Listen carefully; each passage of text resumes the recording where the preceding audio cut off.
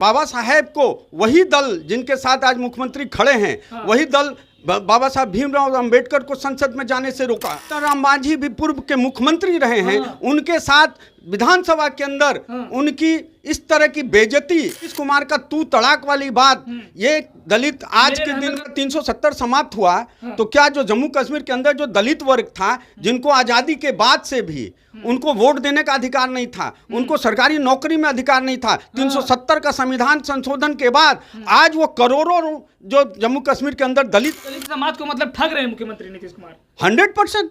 आज जो ये भीम संसद बुलाया गया, ये तो पूरी सरकारी तंत्र, उनके यहाँ जो कैबिनेट मिनिस्टर हैं अशोक चौधरी, उन्होंने अपनी सरकारी तंत्र का उपयोग किया। 26 नवंबर है, आज संविधान दिवस मनाया गया पूरे देश में, पूरे प्रदेश में।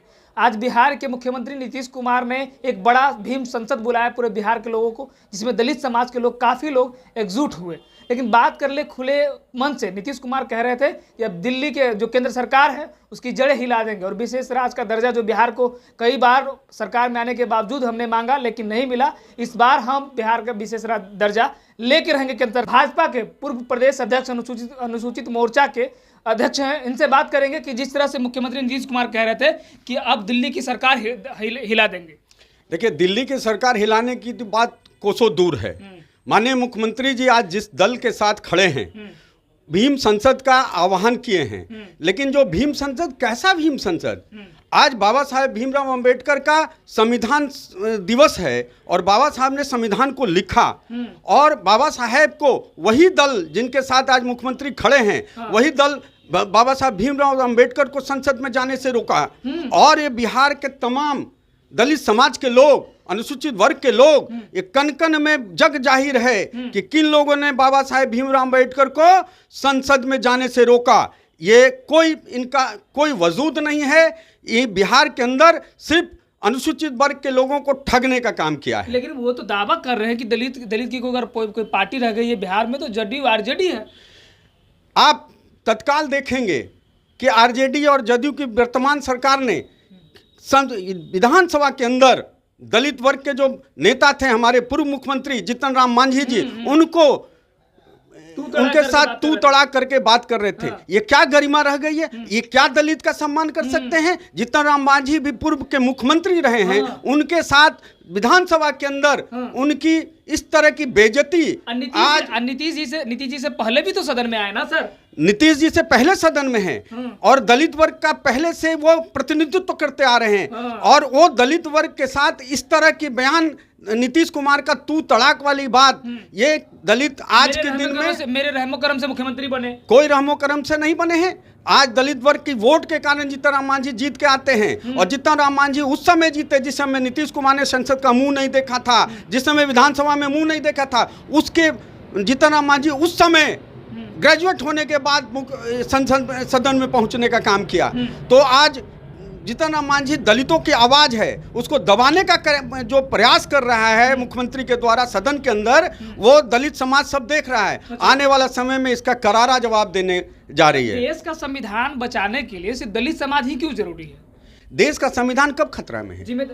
अगर कि भाजपा से खतरा है? नहीं, ये खतरा में कहाँ है? आप एक बार देखोगे कि दलित समाज के हित में जो संविधान बना है, उस संविधान में कितना संशोधन हुआ। आज अगर संशोधन की बात ये लोग करते हैं कि संविधान खतरा में है, मुझे एक बात की जानकारी इनके मंत्री और मुख्यमंत्री देना कि अगर 370 समाप्त हुआ तो क्या जो जम्मू कश्मीर के अंदर जो दलित वर्ग था, जिनको आज़ादी के बाद से भी उनको वोट देने का अधिकार नहीं था, उनको सरकारी नौकरी में अधिकार नहीं था, 370 का संविधान संशोधन के बाद आज वो करोड़ों जो जम्मू कश्मीर के अंदर दलित वर्ग के लोग हैं, उनको वोट देने का अधिकार मिला, उनको नौकरी करने का अधिकार मिला। ये क्या संविधान संशोधन में दलित विरोधी काम है क्या? ये मुख्यमंत्री जवाब दे सकते हैं क्या?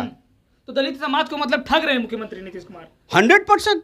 आज जो ये भीम संसद बुलाया गया, ये तो पूरी सरकारी तंत्र, उनके यहाँ जो कैबिनेट मिनिस्टर हैं अशोक चौधरी, उन्होंने अपनी सरकारी तंत्र का उपयोग किया। अशोक चौधरी दलितों के नेता बन चुके, कभी संभव नहीं है।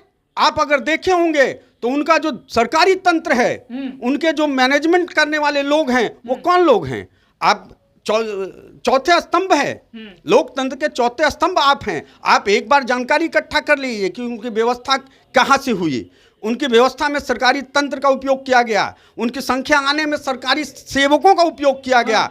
आप जितना विकास मित्र टोला सेवक 100% विकास मित्र टोला सेवक जीविका की अपनी बहनें लाचारी में वो आए हैं और उनके द्वारा ये संख्या लाई गई है। आम जनमानस ये केंद्र में राष्ट्रवादी ताकत, संस्कृति की ताकत को मजबूत करने के लिए एससी वर्ग तैयार है। इनका जो सरकारी तंत्र है वही तंत्र आकर के यहाँ पे उनको आई है।